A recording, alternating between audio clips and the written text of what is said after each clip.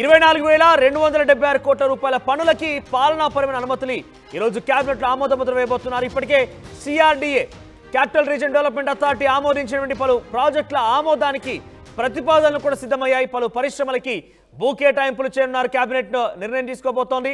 Mangalagiri AIIMS కు మరో 10 ఎకరాల భూమిని అప్పచెప్పే విషయంలో కూడా ఈరోజు క్యాబినెట్లో చర్చించబోతున్నారు. క్యాబినెట్ భేటీలో రాజధాని అమరావతి కోసం పెద్ద ఎత్తున మరోసారి భేటీ కాబోతున్నారు. ఈ భేటీలో పలు కీలక అంశాలు చర్చించే అవకాశం కూడా ఉంది. రాజధాని నిర్మాణం కోసం చాలా వేగంగా చంద్రబాబు నాయుడు ప్రభుత్వంలో చాలా కీలకంగా ముందుకు వెళ్తూ చాలా సంచలన నిర్ణయాలు తీసుకుంటున్నారు. సిఆర్డీఏ ఆమోదించినటువంటి ఆ నిర్ణయాలపైన రోజు క్యాబినెట్ నిర్ణయం తీసుకోబోతోంది. పలు ప్రాజెక్టుల ప్రతిపాదనలు కూడా సిద్ధం చేసింది. పలు పరిశ్రమల బూట్ కేటాయింపులపైన పెద్ద ఎత్తున నిర్ణయం తీసుకోబోతున్నారు. మరిన్ని అప్డేట్స్ మా సీనియర్ జర్నలిస్ట్ కృష్ణమోహన్ అందిస్తారు. కృష్ణమోహన్, సో క్యాబినెట్ రోజు ఎటువంటి చర్చకు వచ్చే అవకాశం ఉన్నాయి? ఏ నిర్ణయాలు తీసుకోబోతున్నారు? కీలకంగా రాజధాని నిర్మాణంలో ఈరోజు ఏ మేర చర్చ ఉండబోతోంది?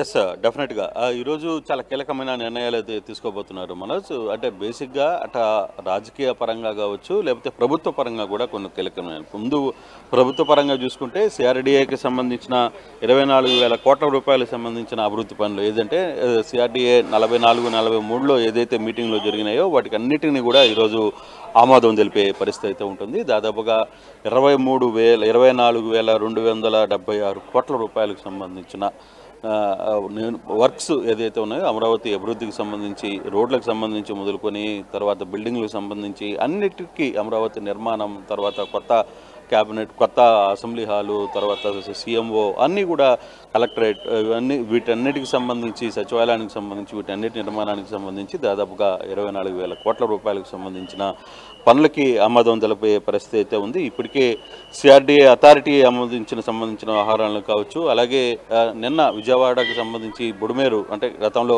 2 నెలల ముందు ఏదైతే బుడమేరు మునిగిపోయిందో దానికి సంబంధించి వ్యవహారాలకు సంబంధించి కొత్తగా బాధితులకు రుణాలు రీషెడ్యూల్ చేయడం కావచ్చు, రుణాలకు సంబంధించి వ్యవహారాలు కావచ్చు, అక్కడన్నా కొన్ని అప్పుడు ఏవైతే ఈసారి తిరిగి బుడమేరు ఇబ్బందులు రాకుండా అక్కడ పనులు చేపట్టారో వాటన్నిటికి కూడా గ్రీన్ సిగ్నల్ ఇచ్చే పరిస్థితి అయితే కనబడుతుంది. మరోవైపు పరిశ్రమలకు కూడా ఇప్పటికే పలు పరిశ్రమలకి భూ కేటాయింపులు జరిగే పరిస్థితి ఉంది. శ్రీ సిటీకి కూడా మరో 2,000 ఎకరాల భూములు కేటాయించే పరిస్థితి ఉంది. నెల్లూరు జిల్లా శ్రీ సిటీకి కూడా 2,000 ఎకరాలు పైగా భూములను కేటాయించే పరిస్థితి అయితే కనబడుతుంది. మరోవైపు ఇక్కడ నిన్న ఎయిమ్స్లో రాష్ట్రపతి ముందు కోరిన ఒక 10 ఎకరాల భూమిని కూడా కేటాయిస్తారు ఎయిమ్స్ మెడికల్ కాలేజ్కి.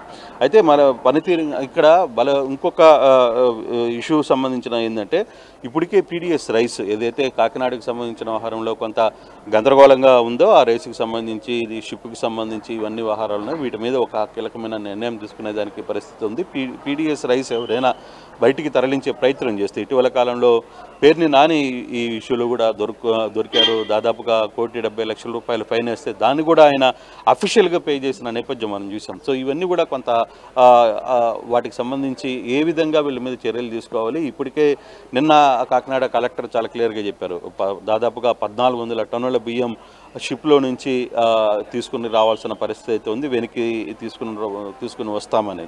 సో వీటన్నిటికి కూడా సంబంధించిన పరిస్థితి. మరోవైపు కేంద్రం కూడా ఒక లేఖ రాసింది, అంటే ఇతర దేశాలకు సంబంధించి ఉన్న ఒప్పందాలకు సంబంధించి మనం కాస్త ఆచితూచి అడుగులు వేయాల్సిన పరిస్థితి ఉందన్న నేపథ్యంలో దానికి సంబంధించి కూడా కొంత చర్చ జరిగే పరిస్థితి అయితే కనపడుతుంది. అలాగే రాష్ట్రానికి వస్తున్న పెట్టుబడులకు సంబంధించి గూగుల్ వైజాగ్లో రాబోతుంది. గూగుల్కి సంబంధించి వాళ్ళకి భూమి ఏం కేటాయించాలి దానికి సంబంధించిన కూడా కొంత చర్చ అయితే జరగబోతుంది. మరోవైపు సోషల్ మీడియాలో జరుగుతున్న దాడులకు సంబంధించి వ్యవహారం మీద కూడా కొంత సీరియస్గా ఈరోజు డిస్కషన్ అయితే పెడతారు. అయితే బేసిక్గా ఈరోజు అంటే ప్రభుత్వ పరంగా ఈ వ్యవహారాలను జరిగితే కొంత మంత్రుల పనితీరు వ్యవహారం మీద కూడా ముఖ్యమంత్రి మాట్లాడే అవకాశం ఉంటుంది. దాదాపుగా 7 పనితీరు చాలా బాగుంది అనేది ఒక ముఖ్యమంత్రి దృష్టిలో ఉంది. మిగతా ఒక 4 పరిస్థితి బాగలేదు అనేది ముఖ్యమంత్రి ఆశిస్తున్నారు. వాళ్ళ పనితీరును తిరిగి పూర్తి స్థాయిలో మెరుగుపరిచేందుకు ముఖ్యమంత్రి మాట్లాడతారు అనేది కూడా కొంత సబ్జెక్ట్ అయితే తెలుస్తుంది. ఈ 7 పనితీరు బాగున్న వాళ్ళలో 7 మంది దాదాపుగా పవన్ కళ్యాణ్, నారా లోకేష్, మంత్రి నారాయణ, తర్వాత ఇతర మంత్రులు చాలామంది కూడా ఉన్న పరిస్థితి అయితే కనపడుతుంది. కొందరు మంత్రుల మీద శ్రీనివాస్ ఒకరు పనితీరు బాగుందని చెప్తున్నారు. సో ఇటువంటి సంబంధించిన వ్యవహారంలో కూడా కొంత అంటే ఆల్రెడీ క్యాబినెట్ అంశాలు పూర్తయిన తర్వాత చివరిలో ముఖ్యమంత్రి దీనికి సంబంధించి కూడా కొన్ని నిర్ణయాలు తీసుకునే పరిస్థితి అయితే కనబడుతుంది. కానీ కొంత కీలకమైన డెసిషన్స్ ఈరోజు సిఆర్డీఏకి సంబంధించిన వ్యవహారం ఏదైతే ఉందో 24,000 కోట్ల అమరావతి పునర్నిర్మాణానికి సంబంధించి ఎంత యాక్టివ్గా ఈ వ్యవహారాన్ని ముందుకు తీసుకెళ్లాలన్న అంశం ఉందో దానికి అంతా కూడా యాక్టివ్గా ఉండాలి అనేది ముఖ్యమంత్రి చెప్తున్నారు. ఆ దిశగా కొన్ని దిశ చూపించే ప్రయత్నం అయితే కనబడుతుంది. మరోవైపు ఏ విధంగా ముందుకు వెళ్ళాలి, దీన్ని ఎన్ని రోజుల్లో తీసుకువెళ్ళాలి అనే దాని మీద కూడా కొంత క్యాబినెట్లో తీసుకునేది. కొన్ని ఫైల్స్ చెప్పి టేబుల్ మీద కొన్ని అంశాలు కూడా వచ్చే పరిస్థితి అయితే కనబడుతుంది. ఇటీవల కాలంలో కొన్ని కీలకమైన డ్రగ్స్కి సంబంధించిన నిర్ణయాలు కావచ్చు, వీటన్ని అలాగే మద్యం రేట్లకు సంబంధించి మద్యం షేర్కి సంబంధించి కూడా పాలసీలో కొంత ఒడుకుదొడుకులు ఉన్నాయి. దానికి సంబంధించి కొంత వ్యతిరేకత వస్తుందనే ఒక చర్చ జరుగుతున్న నేపథ్యంలో దాన్ని కూడా కంట్రోల్లో తీసుకురావాలి. దాని మీద కూడా కొంత స్వల్పకాలిక చర్చ ఉండేది. ముఖ్యమంత్రి దాని మీద ఏమన్నా సూచనలు ఇస్తారా అనే దాని మీద కూడా ఒక డిస్కషన్ జరిగే పరిస్థితి అయితే కనపడుతుంది. Manoj. Right, thank you Krishnamohan. So మొత్తం మీద క్యాబినెట్ భేటీలో పలు కీలక అంశాలు చర్చకు వచ్చే అవకాశం ఉంది. రాజధాని అమరావతి గురించి ప్రధానంగా చర్చ, ఆ తర్వాత సివిల్ సప్లైకి సంబంధించి ఏదైతే కాకినాడ పోర్ట్లో ఆ షిప్లో స్టెల్లా షిప్లో ఉన్నటువంటి 1400 టన్నుల అటు పీడిఎస్ రైజ్కి సంబంధించి, ఆ తర్వాత కేంద్రం నుంచి వచ్చిన లేఖ గురించి ఇతరత్ర అంశాలన్నీ కూడా చర్చకు వచ్చే అవకాశం ఉంది. రాజకీయంగాను సోషల్ మీడియాలో టీడీపీ ప్రభుత్వాన్ని ఎక్కిపెట్టి చేస్తున్నటువంటి ఆ పోస్టులపైన వాటిపైన కూడా చర్చకు వచ్చే అవకాశం ఉంది.